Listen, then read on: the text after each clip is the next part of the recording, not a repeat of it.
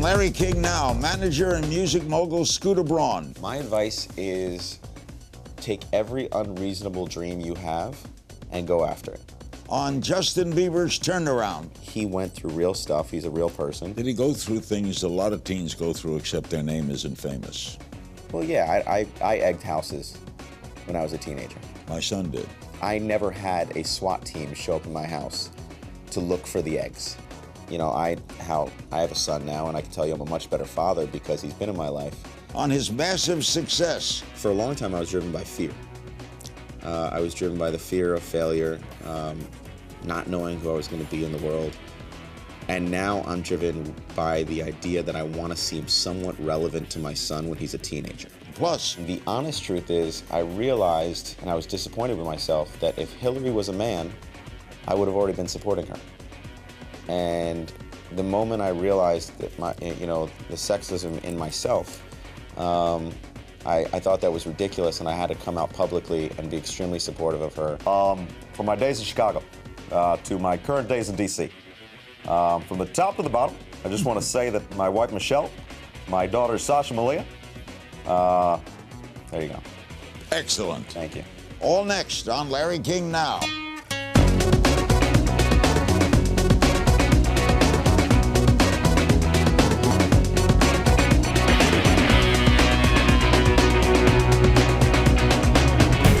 Welcome to Larry King Now. Our special guest is Scooter Braun. You know him best as the man who discovered Justin Bieber. Scooter also manages the careers of superstars like Ariana Grande, Martin Garrix, and the Black Eyed Peas, among many others.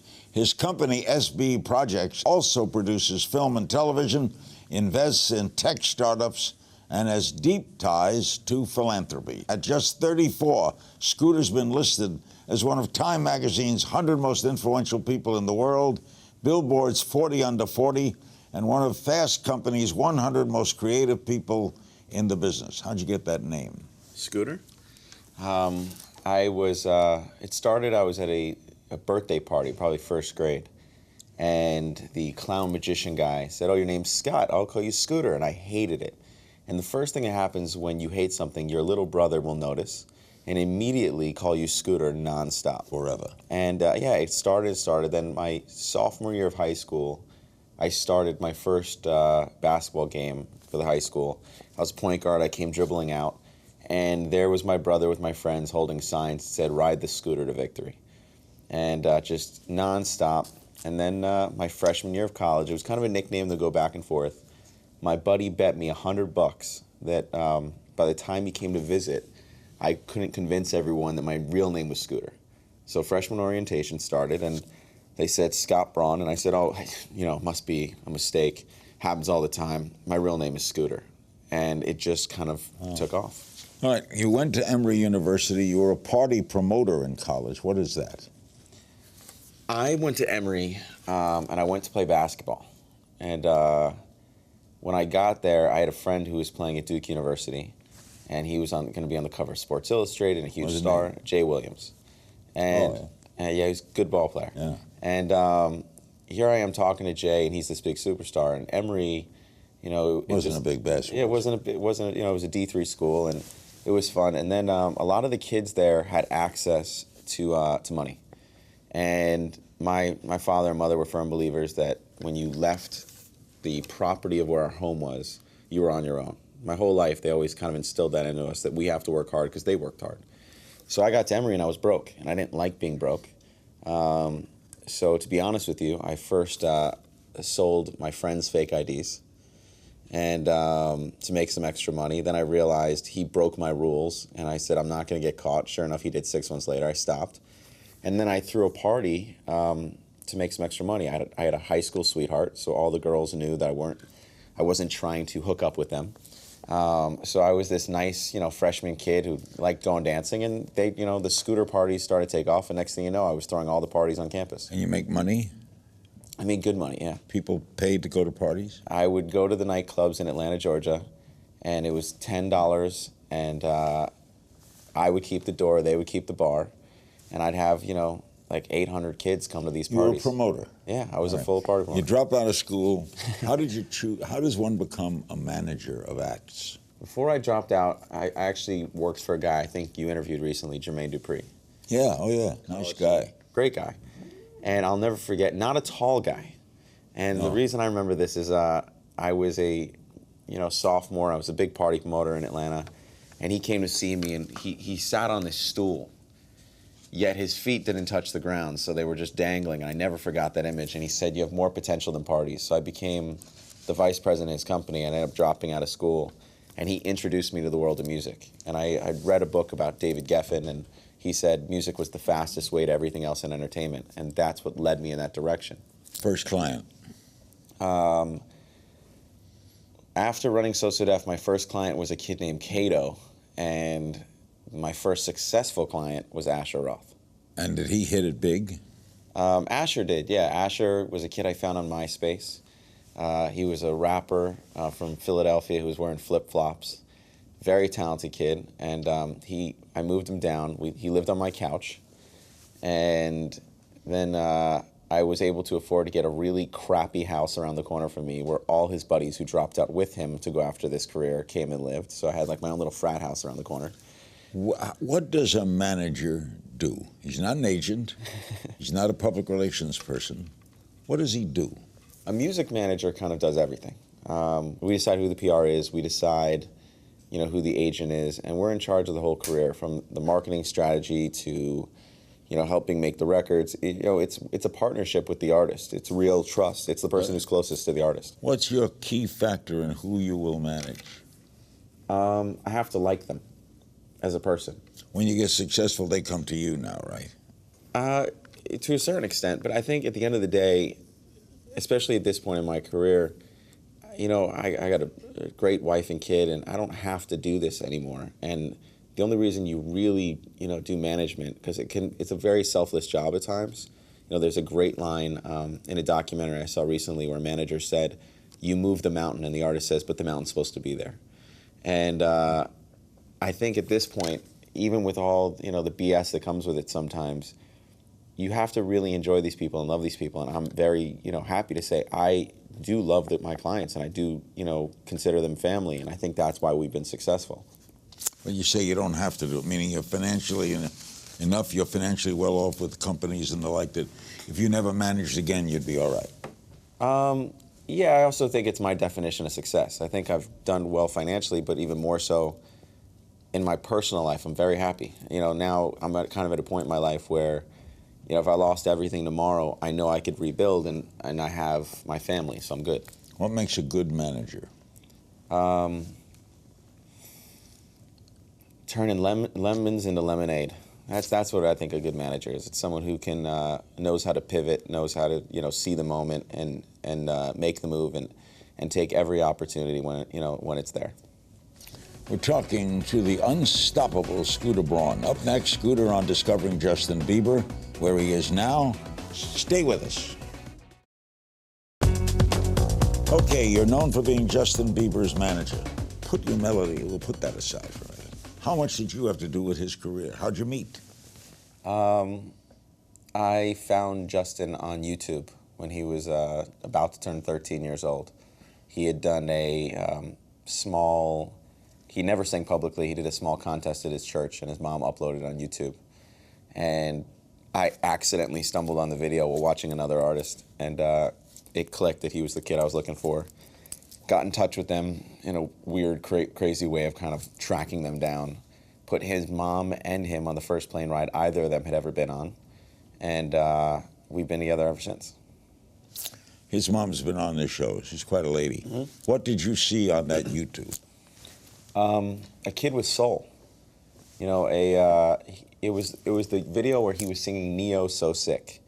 And it was a very soulful song, and this little Canadian kid was just singing with such soul that it kind of reminded me, I'm a huge Michael Jackson fan, and it reminded me of the early days of Michael and the Jackson 5, where you had this angelic young voice singing love songs that made you believe in love again, because as adults we become so jaded.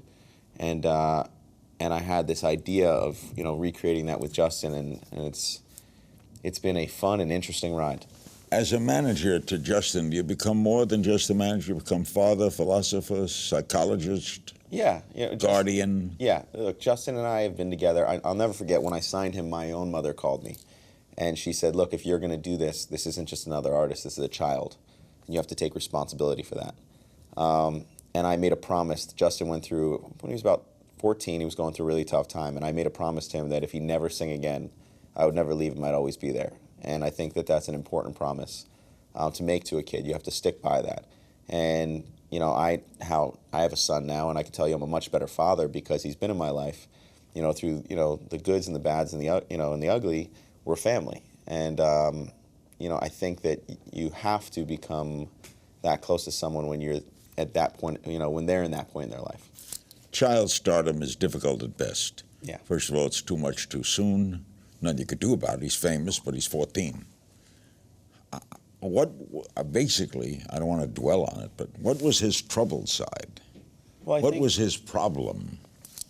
I think soon he'll talk about the exact issues he went through, and he'll do it in this album that he has coming. But I think, Justin didn't grow up with the easiest background before I met him. He'd gone through a lot at a very young age.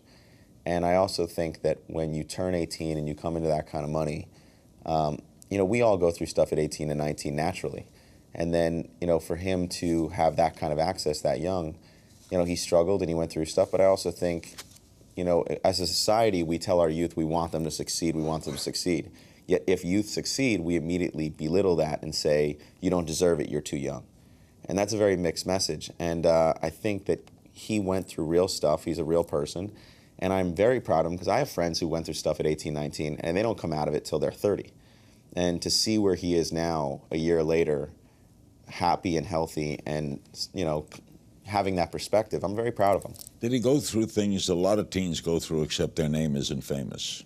Well, yeah, I egged houses when I was a teenager. My son did. Yeah, I the night before Halloween. He egged cars. Yeah, I never had a SWAT team show up in my house to look for the eggs.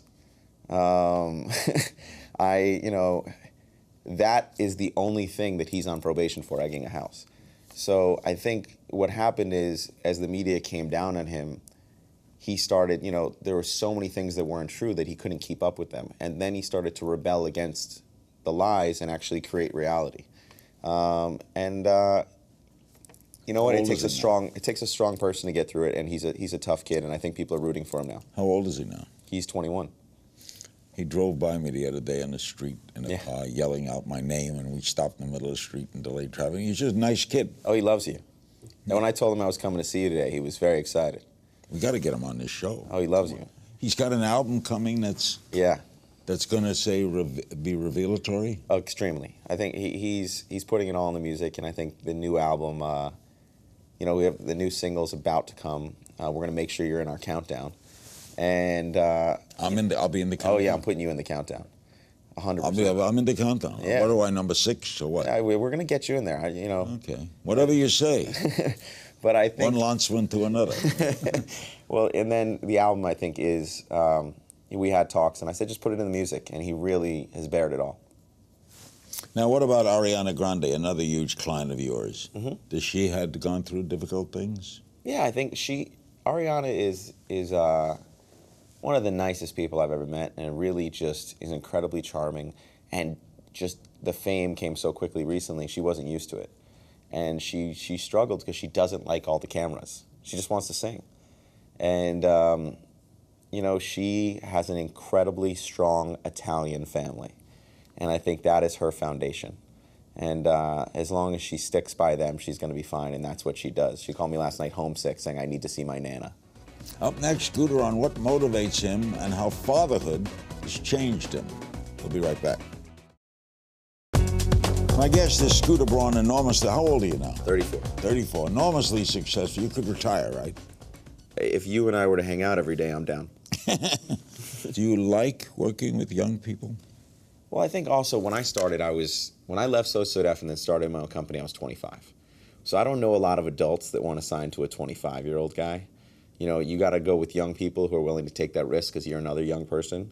So I found a lot of my clients, were young people. And then, you know, Martin Garrix's 19 years old. And then, you know, now we're managing the Black Eyed Peas because Will and I are friends and we have that relationship. And, you know, it's a youth-driven business. And I like the idea of being on the, you know, the cutting edge and learning. And I'm learning from my acts. I really knew a lot about social media, but there's so much stuff coming in social media now that my young acts are teaching me. So as we go into different spaces of tech and film and all these different things, I'm learning every single day, and that's exciting for me. Now, you're involved in TV and film, too. Scorpion and Gem and the Holograms. Yeah. What took you into that? That's not music. Yeah. I just like having fun. You know, we had to write a company mantra, and one we came up with that I liked was inspire the world to try. And I like having a company where our young people can come in and come up with any idea, and we say, okay, we'll give it a try, we'll go after it. And I read this book about David Geffen, and he was a huge inspiration to me coming up. And all these guys, you know, Jeffrey Katzenberg and David, all these guys I studied, I got to know.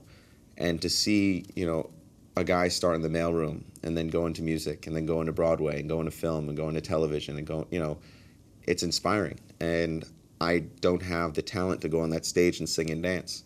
So, you know, I'm going to do what I can do. But there has to be an inner driven in you. Yeah, it's the same curiosity we were talking about when the cameras weren't on, where if someone sits next to you on a plane, you can't help yourself. I wake up every morning and I just want to try new things, and I want to see them through. So I'm having fun, and I'm getting to relive it with, you know, every person in my company. Now, they told me there are two important times of day to you: 6:30 a.m. and 5:30 p.m. Yeah. Explain. 6:30 a.m. is when my wife and I go for a walk with our son. Who's how old? Who's 6 months old, and in the stroller. And 5:30, I try to get home because that's bath time. And I can always go out afterwards if I have to keep working. But if I'm home at 5:30, he goes for a swim, and then he has bath time. Did fatherhood change you? Yeah, completely. It's one of those things where you can't, I'm going to sound mushy, but you can't actually imagine your life without them once they're here.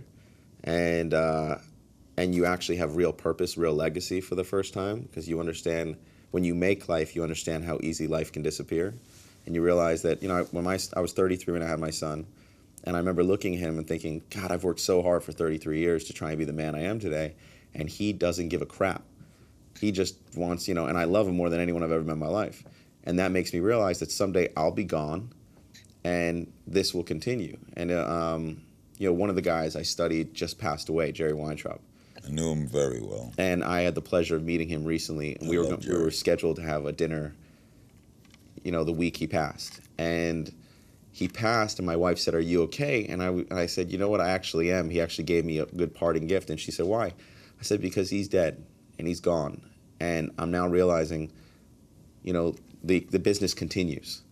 And now that I have a son, I'm okay with that, because I feel like if I go tomorrow, there's something else that will continue, and there's a real pride and joy, and it's real."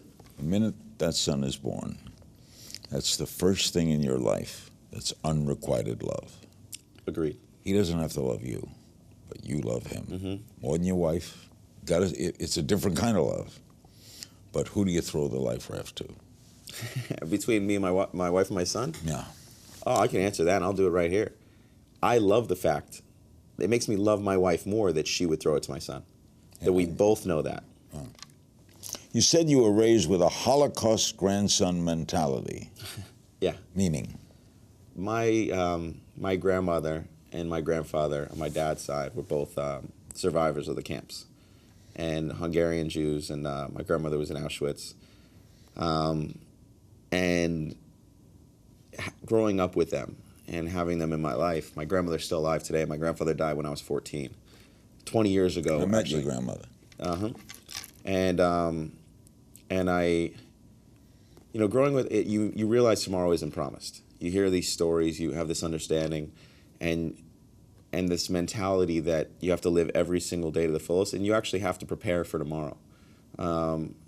Because you hear these stories of her being 15 in Hajdú-Sovoslav, Hungary, and all of a sudden they show up and everything is gone in a matter of a day. And that mentality also made me want to challenge the world that I wouldn't, you know, we were never going to walk to our death. Not again. and I was going to challenge everything and go everything in a hard way, and I wasn't afraid. I wanted people to know I was there and understand that I'm proud of my heritage. And I think any religion that makes someone a good person is the right religion for them, but no one should tell me that I'm wrong for being who I am. Are you driven by money? Not at all. No, I think... People say that's easy to say when you have it. Yeah, of course, but I said it when I didn't have it. And I think I'm driven, for a long time I was driven by fear. I was driven by the fear of failure, not knowing who I was going to be in the world.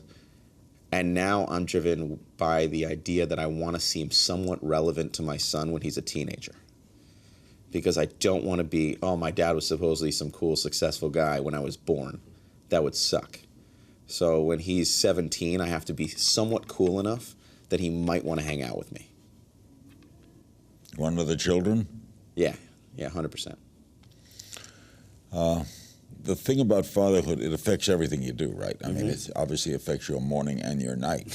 Yeah. You think you can stay with the 5:30, 6:30? When I'm home. I mean, the 6:30 is easier because I'm already, there and waking up. And then 5:30, there's times I miss it. But I think I can stay with the idea that whenever I called my dad's office when I was a kid, or my mom, even if he couldn't pick up, he usually picked up, but if he couldn't, they'd say, call right back, and he always did. And I think I can always stick with whatever I'm doing in the world, they can always call me and I'll be there. In our final segment, we'll talk about why Scooter decided to publicly support Hillary Clinton. Plus, he'll answer some of your questions. Stay with us. We're back with Scooter Braun, incredible success story. You recently hosted a fundraiser for Hillary Clinton. Why? I'm not a big politics guy, and I'm not someone who has stepped out for candidate before. It's not like I'm old enough to have done this many times. But my wife and I talked about it. One of our friends was working for the campaign, and they asked us. And at first, I found myself saying, no, I want to watch all the debates and see what's going on. And then I started watching things that Hillary had said in the past, very tough questions that she was faced with. And the honest truth is, I realized, and I was disappointed with myself, that if Hillary was a man, I would have already been supporting her. And the moment I realized that the sexism in myself, I thought that was ridiculous, and I had to come out publicly and be extremely supportive of her because I think that she's qualified, I think that she deserves it, and I think that she's the right person for our country. Are you concerned about this investigation? To a certain extent, and there's things that, I had the chance to speak to her, there's things that I support, there's things that I disagree with her, but I think if I look at the landscape of who's out there, for me personally, and I get asked all the time, why am I not a Republican? I'm an entrepreneur. And, I make the decision based on the fact that any good entrepreneur will tell you they always know how to make more money. And, I'd rather someone, I don't know if I'm allowed to curse, so I'll say F with my money than F with the rights of my sister, or F with the rights of my wife. Or you can tax me a little bit more, but don't try and put my family in a position to tell them how to live their lives. Couldn't agree with you more. We have some social media questions. At Lexi G via our Larry King Now blog, what advice do you have for someone who's just graduated college, has no idea what they want to do in their life? My advice is take every unreasonable dream you have and go after it. And I think that one of the big... Unreasonable. And I think the reason I say that is because a lot of young people are told to take the reasonable route and to get the job that makes sense and they're hearing mostly from their parents and their loved ones because they're worried about them. But until you have a child, that you have every opportunity to wake up every morning and risk everything because you're betting on yourself and you don't have to live for anyone else. You're still in that position of youth where you can take chances. And nothing, I heard Will Smith actually say this once, he said, nothing great ever came from doing something reasonable. And I love that. And I think that, if you're out of college and you don't know what you want to do, think of the biggest dream you have and go after it now, because the worst thing that happens is you fail, but you don't have any what-ifs. Great. At Sweetie Beebs writes on our blog project, can you describe Justin's creative process for this next album? Yes. His creative process has been a lot of looking into himself, questioning a lot of the things over the past year, and looking at who he wants to be and who he really is, and delving into it. When's it coming? This year. Do you have a camaraderie because of basketball too? Because yeah, just in general sports. Who's your team? I am a Knicks fan, and now that I live in LA and I have a bunch of friends on the team, I'm a Clippers fan as well. Me too. Yeah, I love the Clips. I came Clips. out here and I love the Clips. Chris Paul is one of the best guys in the world. One of the greatest guys ever walked the earth. And he deserves to win a championship. And I hope DeAndre Jordan makes the Olympic team. Do you think so? Look, yeah, I think he's a great center. Why teach him to shoot foul shots? Okay. We want to finish this show with a game called If You Only Knew. You remember the first girl you ever kissed? Yes. What was her name? Betsy. And where was this? On a bus at camp, and I think I tried to swallow her face. How old were you? I was young. I don't remember how old I was, but I remember that on a bus, everyone was daring each other. I liked her, and then my buddy knew that, and he dared me to kiss her. And she was the first girl I tried to French kiss. That's why I tried to swallow her face. The first girl I ever kissed was a girl named Brooke in preschool. And I remember it's a big joke in my family, my dad's buddies, because I came home and I said, I kissed Brooke. And they said, where? And they wanted to know if I kissed her on the cheek or the lips. And I said, by the water fountain. Whatever happened to Betsy? I don't know. First CD you ever owned? I think the first CD I ever bought was like Tevin Campbell or something. I think my cousin gave me that one too. Like that's like the Round and Round from that Prince movie. Who would most people be surprised to know who you listen to? I listen to everything. I think, I don't know if it would be surprised, but I listen to a lot of Frank Sinatra. Why surprise you? My all-time man. Yeah, I like that's my go-to Pandora station. Hey, there was no one like him. Yeah, it puts you in the best mood. He was the best. Who calls you Scott? My wife and my mother. If you weren't in entertainment, what do you think you'd be doing? Coaching basketball. What quality do you most value in others? Kindness and loyalty. Is it true that your earliest memory involves suspenders? Yes, but it wasn't you wearing them. I think I saw my uncle wearing suspenders, and I was fascinated by these suspenders, and that's my earliest memory. Secret talent. My secret talent. That's tough. My secret talent is impersonations. Oh, can you do one? You got to close your eyes. From my days in Chicago to my current days in D.C., from the top to the bottom, I just want to say that my wife Michelle, my daughter Sasha Malia, there you go. Excellent. Thank you. Excellent. What are you afraid of?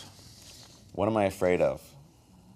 Like I said, it used to be failure, and now I guess my biggest fear now is that as my son gets older, I just want to make sure I'm there. Derek Jeter had a great thing about baseball. To be successful in baseball, you have to understand failure. You will fail. 100%. How do you feel about hugs? I love them, especially when they're free. What's something you long believed to be true that you realized isn't? I thought for a long time that legacy was about, if I build up my life big enough, I will be remembered. And now I realize, thanks to one of my mentors, no one's really going to remember me, but my impact can be felt. And tell me something people don't know about you. They don't know about me? What do they don't? That I am the president of the Larry King fan club.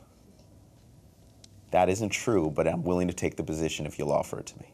You got it. Thank you, Scooter. Pleasure, absolutely. Thanks to my guest, the multi-talented Scooter Braun. What a delight. You can find him on Twitter at Scooter Braun. And as always, you can find me at King's Things. And we'll see you next time.